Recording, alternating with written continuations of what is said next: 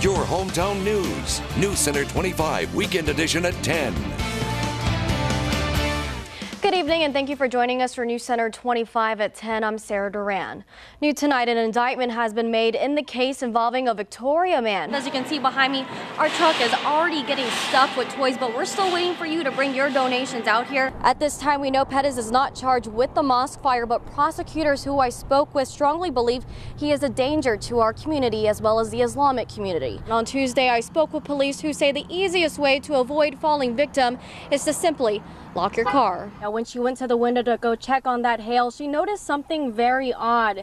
She noticed that her son's truck light was on in the driveway. In the 23 years that 81-year-old Bill McLeod has owned his downtown B&B, he says this is the first time he's ever been targeted by a scammer using one of these. Amanda, authorities say this Guadalajara restaurant behind me was one of two area restaurants that were at the center of an investigation today. Investigators are still trying to figure out what happened to 3 Houston area duck hunters and a dog who were found dead Saturday.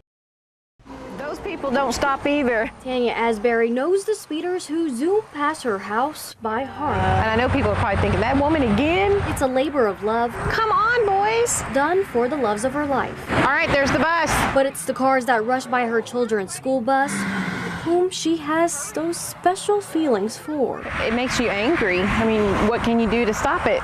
It started with a video just like this one. Have a good day. She posted on her Facebook page to spread awareness after witnessing 6 years of cars accelerate at high speeds past her 2 sons' Bloomington ISD school bus. Oh, it's heartbreaking. The bus stop is located on the edge of Asbury's driveway on Highway 87, and while she agrees the stop isn't ideal, using the transportation is the only realistic option for her family. I'm supposed to protect them, and I can't do that with a 3,000-pound vehicle. Unfortunately, there are going to be times when the deputies are tied up and aren't going to be out there. While deputies might not be present daily, Chief Roy Boyd says it doesn't mean it's not a high priority area. Did they stop already?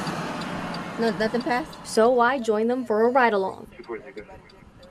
We monitored several bus stops, including Asbury's, all which returned with 0 offenders, something they say is typically the case. I'm not saying it doesn't happen, but it just has not happened while the deputies are out in those areas. If need be, Asbury says she'd be willing to turn over her videos to the sheriff's office. However, in the meantime, she says she just wants to send one simple message. You know, in town, I stop for their kids. They need to stop for mine. And that's all I ask. Of animal control, in my opinion, did not do their job.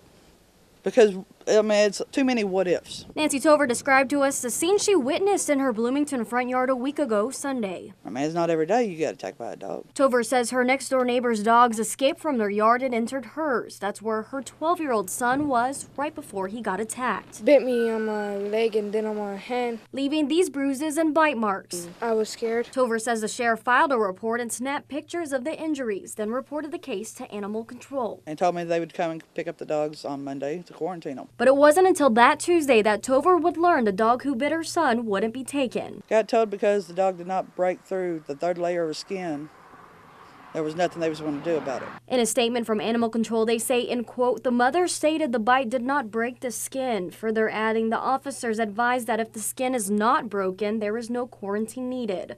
Upon learning there wouldn't be a quarantine, they write, Tover changed her story to state that there was a break to the skin. It broke the skin. Nowhere in any of the laws or anything else says how deep the skin bite has to be. Now left with scars, Tover is just concerned it could happen again. If it didn't happen to my son, what if it happens to another person? And then the bites are the same. I mean, it's just way too many two-ifs. Signs of hope.